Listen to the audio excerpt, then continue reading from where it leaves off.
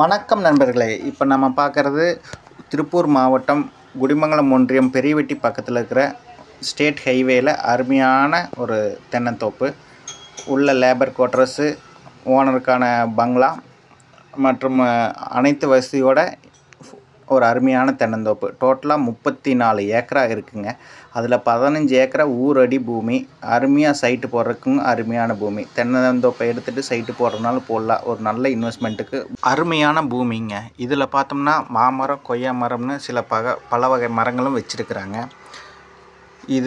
இதில் உள்ள 3 கிணறு, 5 போரு அப்படின்னு தண்ணி வசதி, அருமையான தண்ணி வசதிங்க.